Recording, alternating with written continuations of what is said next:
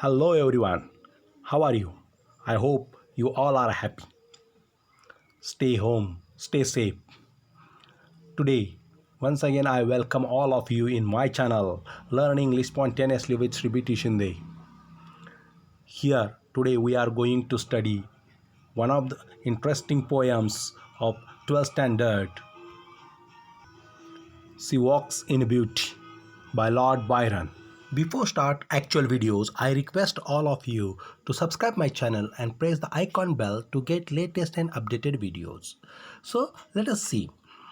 There are two paragraphs in the introduction where in first paragraph the brief introduction of the poet and second paragraph is about the theme of the poem. Before start actual videos, I request all of you, if you haven't subscribed my channel yet, please subscribe my channel and press the icon bell to get latest and updated videos. George Gordon Byron, known simply as Lord Byron, was a famous English romantic poet and also a satirist. George Gordon Byron, known simply as Lord Byron, was a famous English romantic poet and also a satirist. George Gordon Byron, की ज्यांना Lord Byron म्हणून ओळखलं जातं, हे एक romantic poet होते आणि एक उत्कृष्ट सॅटिरिस्ट होते. सॅटिरिस्ट म्हणजे उपहासात्मक लेख लिहिणारे लेखक. He attended A number of schools including famous public school. त्यांनी अनेक शाळा ते शिकले. त्याच्यामध्ये ते एका पब्लिक स्कूलमध्ये शिकले. त्याचं नाव आहे Harrow. Then went to Trinity College Cambridge आणि त्यानंतर ते ट्रिनिटी कॉलेज कॅम्ब्रिज या ठिकाणी शिकण्यासाठी गेले. At the age of 21 he started the tour of Europe and the Orient, after which he composed Childe Harold's Pilgrimage which made him immensely popular.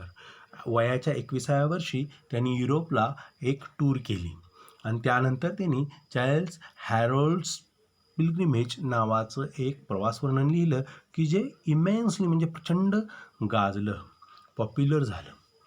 आता दुसऱ्या पॅराग्राफमध्ये काय म्हटले पहा. She walks in a beauty is a short lyrical poem celebrating female beauty. Lyrical म्हणजे भावगीत. सी walks in beauty ही एका महिलेचं सौंदर्य व्यक्त करणारी एक अशी शॉर्ट लघु भावगीत आहे. The poet describes an unnamed woman who is exceptionally striking. कवी इथं एका अनोळख्या किंवा अननेम्ड, ज्याचं नाव निनावी महिलेचं वर्णन करतोय की जिचं सौंदर्य स्ट्रायकिंग, अद्भुत आहे, चित्तवेधक सौंदर्य आहे, असं कवी इथं त्याचं महिलेचं वर्णन करतोय. The poet describes not only her external appearance but also her inner goodness which makes her captivatingly attractive. कवी इथं केवळ त्या महिलेचा बाह्य पोशाखाचं वर्णन करत नाही, तर इनर गुडनेस, तिच्या आत्म्याचं सुद्धा वर्णन करतो. आणि ही विच मेक्स हर कॅप्टिवेटिंगली अट्रॅक्टिव्ह, की त्याच्यामुळं तिला अधिक मोहकता निर्माण होते, अधिक आकर्षक वाटते ती आपणास. Byron compares her to the night sky, describing her serene and perfect beauty. त्या महिलेची दुर्मिळ आणि असं योग्य असं सौंदर्याच्या वर्णनाचं बायरन हा रात्रीच्या निरभ्र आकाशाशी तुलना करताना आपल्याला इथं दिसतो आहे. Although the poem is generally thought to be a love poem. जरी ही कविता एक प्रेमगीत असल्यासारखं जरी सर्वसाधारणपणे वाटत असलं तरी the poet never actually declares his love for this lady.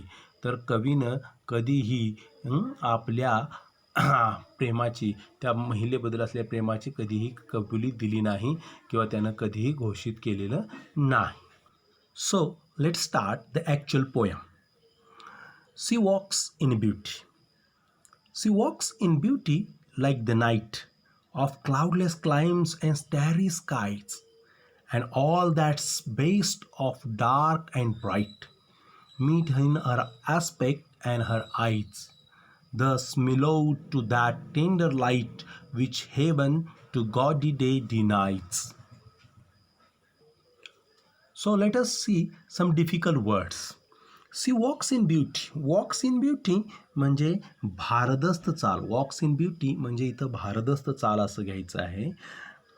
Cloudless climbs याचा अर्थ इथं वातावरण घ्यायचं आहे. क्लाइम्सचा अर्थ क्लायमेट, वातावरण किंवा निरभ्र आकाश. क्लाउडलेस क्लाइम्स म्हणजे निरभ्र आकाश रात्रीचं. विथ स्टारी स्काईज म्हणजे भरपूर चांदण्या असणार. ज्यावेळेला आकाशामध्ये ढग नसतात त्याच वेळेला आकाशात चांदण्या असतात आणि ते विलोभनीय दृश्य. त्यानंतर मीट इन हर आस्पेक्ट. इथं आस्पेक्टचा अर्थ फीचर्स किंवा व्यक्तिमत्व असा घ्यायचा आहे. त्यानंतर मिलोट याचा अर्थ इथं सौम्य किंवा मृदू असा घ्यायचा आहे. आणि त्यानंतर गॉडी डिनायचा अर्थ नकार देणे आणि गॉडीचा अर्थ भडक किंवा उथळ अशा अर्थाने इथं त्याचा अर्थ घ्यायचा. या कवितेमध्ये कवी म्हणतो, या स्त्रीच्या शारीरिक सौंदर्यातून तिच्या आत्म्याचे सौंदर्य प्रतिबिंबित झाले आहे. तिचं सौंदर्य निरभ्र आकाशातील चमकणाऱ्या तारकांप्रमाणे तेजस्वी आहे. प्रकाश व छाया यांचा सुंदर मिलाप तिच्या व्यक्तिमत्वात झालेला दिसतो. तिचे सौंदर्य सात्विक व तेजस्वी आहे. ते बटबटीत अथवा भडक उथळत नाही. थोडासा अधिक तेजस्वीपणा किंवा किंचित गर्दपणा जर असता तर तिच्या सौंदर्याचे संतुलन बिघडले असते असे कवी इथं म्हणतो. What does poet say in the second stanza? Let us see. One shade the more, one ray the less, had half impaired the nameless grace, which waves in every raven trace, or softly lightens over her face, where thoughts serenely sweet express, how pure, how dear their dwelling place. Let us see some difficult words. Here, shade means छटा किंवा shadow. Then impaired means spoiled किंवा disturbed. Nameless म्हणजे अवर्णनीय म्हणजेच unspeakable, that which cannot be described. Waves दुसरा आहे. वेव्हचा अर्थ इथं moves किंवा शाईन्स. रॅवन म्हणजे थोडक्यात काळाकुट्ट किंवा डोमकावळ्यासारख्या रंगाचा. Dark black. ट्रेस म्हणजे केसाची बट. Softly lightens over her face म्हणजे इथं कपाळावर. सेरेनली उदात्तपणे. स्वीट एक्सप्रेस म्हणजे व्यक्त होणे. आणि ड्वेलिंग प्लेस याचा अर्थ इथं आत्मा किंवा हृदय अशा प्रकारानं अर्थ घ्यायचा आहे. कवी काय म्हणतोय पहा. On one shade the more, one ray the less, had half impaired the nameless grace, which waves in her raven trees or softly lightens over her face, where thoughts serenely sweet express, how pure, how dear their dwelling place. म्हणजे या स्त्रीचे कुरळे case काळेभोर व चमकदार आहेत. तिच्या सुंदर चेहऱ्यावर सौम्य गोरेपणा आहे. तिच्या चेहऱ्यावरील भाव तिच्या मनाचे व आत्म्याचे शुद्ध सौंदर्य आणि उदात्तता व्यक्त करतात. तर चला पाहू कवी तिसऱ्या कडव्यामध्ये काय म्हणतो आहे.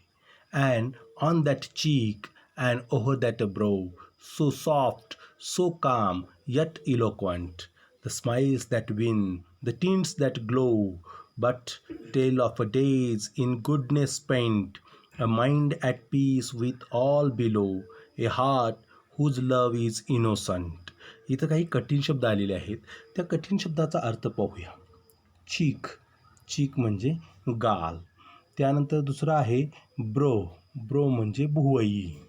त्यानंतर काम मीन्स क्वाईट. त्यानंतर पुढचा शब्द आहे इलोक्वंट मीन्स इम्प्रेसिव्ह, सजेस्टिव्ह. त्यानंतर पुढचा शब्द आहे स्माइल्स दॅट विन म्हणजे हृदय जिंकणारे स्मित हास्य. त्यानंतर ग्लो म्हणजे शाईन. त्यानंतर पुढचा शब्द आहे टेल ऑफ डेज. या ठिकाणी याचा अर्थ घ्यायचा इंडिकेट ऑर प्रूव्ह. त्यानंतर ॲट पीस विथ ही एक फ्रेज इथं वापरलेली आहे आणि याचा अर्थ घ्यायचा आहे हॅविंग नो एनिमीज. बिलो याचा अर्थ आहे ऑन अर्थ आणि इनोसंट याचा अर्थ निष्पाप म्हणजे pure, free from vulgarity and sensuality. कवी इथं काय म्हणतोय पहा, तिच्या चेहऱ्यावरील भाव तिच्या मनाचे व आत्म्याचे शुद्ध सौंदर्य उदात्तता व्यक्त करतात. हे मागील कडव्यातील शेवटची ओळ होती. त्यानंतर तिचा नाजूक प्रसन्न चेहरा तिच्या संपन्न व सुखी भूतकाळाची ग्वाही देतो. तिचे मन शांत तृप्त वाटते. तिच्या चेहरा, डोळे, केस यांच्यामधून निरागस व शुद्ध आत्मिक सौंदर्य प्रकटले आहे असे कवीला वाटते. हेच खरे उदात्त प्रेम आहे असे त्याला वाटते. कवी या ठिकाणी कोणत्याही शारीरिक सौंदर्याकडं आकृष्ट न होता तो फक्त आणि फक्त तिच्या शुद्ध, सात्विक, आत्मिक आणि निरागस अशा उदात्त प्रेमाबद्दल कविता बोलत. She walks in beauty is a love lyric in appreciation of a woman whom the poet met in a party in a morning dress. The poet was deeply influenced by the sadness and purity as well as the beauty of the woman. The poem is divided into 3 stanzas of 6 lines with a rhyme scheme A, B, A, B, A, B. The very first word in the first stanza praises the personality of woman as she enters the scene. Byron compares her with the twinkling and shining stars. She is compared with a cloudless night with the shining stars. The woman combines the beauty of eyes, best of a dark and bright. The gaudiness of the daylight is inferior to the soft light of night that woman has. The second stanza presents the perfection in her beauty. Her hair waves, moves on her beautiful face, which expresses the sweet thought. The poet appreciates this beauty of her face. The last stanza presents the beauty of the body combined with the beauty of the soul. The woman has a winning smile.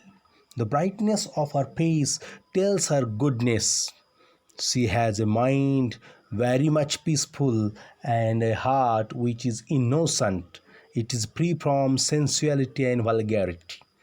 This poem is an exception in Byron's poetry. It is a love tribute to a woman. The poet is not attracted toward the physical beauty of a woman who is beautifully physically and spiritually. It is a rare kind of woman that Byron describes here. तर आपण या कवितेमध्ये कोणते poetic devices वापरले आहेत ते पाहूया. सगळ्यात पहिलं आपण पाहूया rhyming words. There are rhyming words. Night, bright, light, then skies, eyes and denies. What is the rhyme scheme?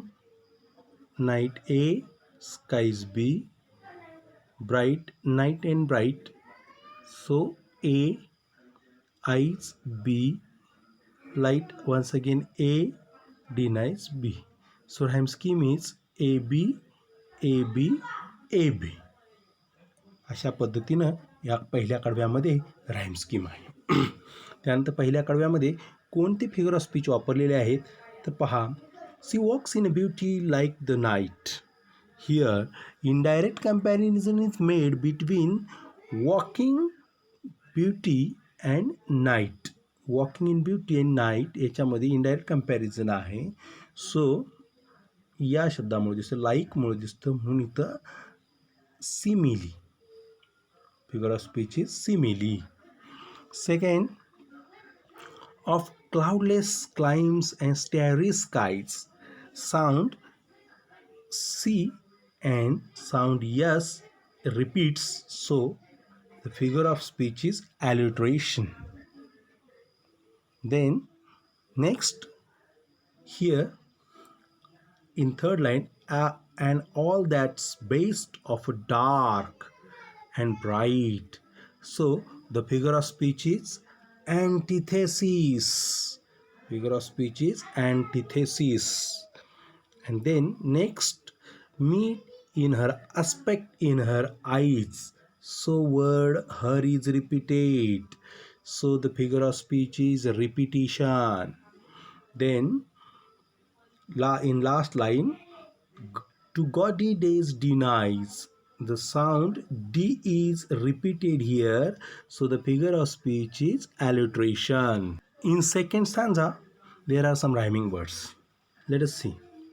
Lace, treats, express, and then grace, face, and dwelling place. So the rhyming word, these are the rhyming words, and rhyme scheme is A B A B A B. Once again, A B A B A B is the rhyming scheme. Rhyme scheme. So let us see some figures of speech. In the first line, one shade the mower, one raise the less. Mower and less, the two opposite words are used. So here is the antithesis. Antithesis. Then in next line, the repetition. One. These two words are repeated. Then had half impaired the nameless grace. Here alliteration. HH, sound HH is repeated. Then next, which waves. Here sound W is repeated. So figure of speech is alliteration. Then in serene sweet express, here once again alliteration. Then next, how pure, how dear, their dwelling place. The word how is repeated, so the figure of speech is a repetition. In last stanza, there are also same rhyme scheme. A B A B A B. Then there are some figures of speech. Let us see. So soft, so calm, yet eloquent. In this line, the word so is repeated. So the figure of speech is repetition. As well as sound yes is repeated, so figure of speech is alliteration. In the next line, the smiles that win, the tints that glow. Here the word that and the repeats, so the figure of speech is repetition. But tells of a days in goodness spent. Here the word order in the sentence is not in correct prose order. So here the figure of speech is inversion.